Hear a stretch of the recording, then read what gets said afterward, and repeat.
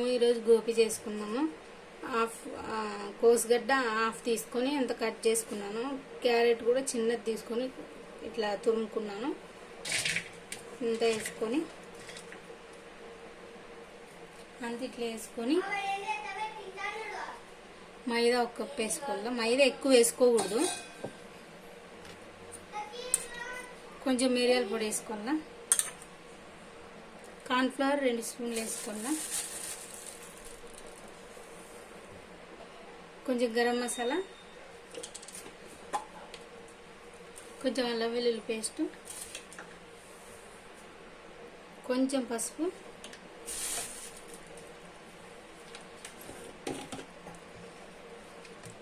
కారం తగినంత,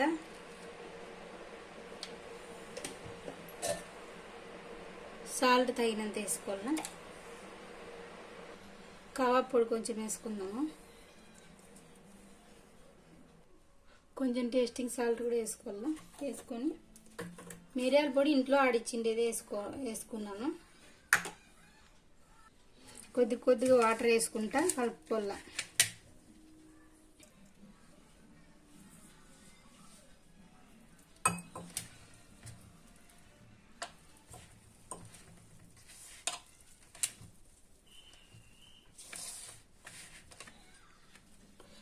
ఎప్పుడన్నా కానీ ఇట్లా బాగా కలిపితేనే టేస్ట్.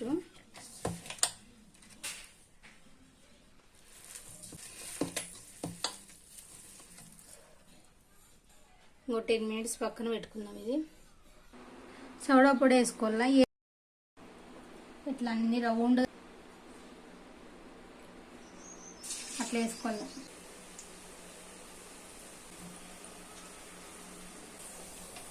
ఇంట్లో కోసుగడ్డ కాలీఫ్లవర్ తో కూడా చేసుకోవచ్చు. రెడీ చేసి పెట్టుకోవాలా.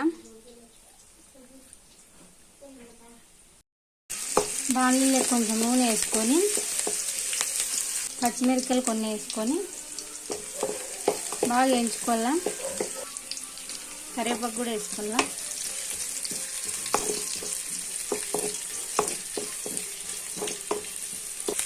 ఇట్లా ఎర్ర వేయినాక వెనిగర్ కొంచెము, సోయా సాస్ కొంచెము,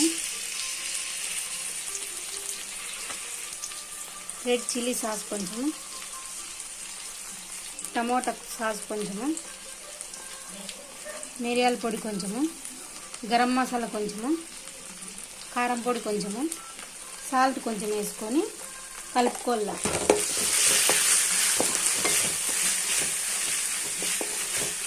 టేస్టింగ్ సాల్ట్ కొంచెం వేసుకోవాలి. కొన్ని వాటర్ వేసుకొని బాగా మరగల. గోబీ మా పిల్లలకి చాలా ఇష్టము, అందుకే చేస్తున్నాను. ఇట్లా కొంచెం దగ్గర పడినాక కొంచెం దగ్గర పడాలి. తయారు చేసి పెట్టుకున్న గోబీలు వేసుకోవాలి. గోబీ వేసుకొని కలుపుకోవాలి.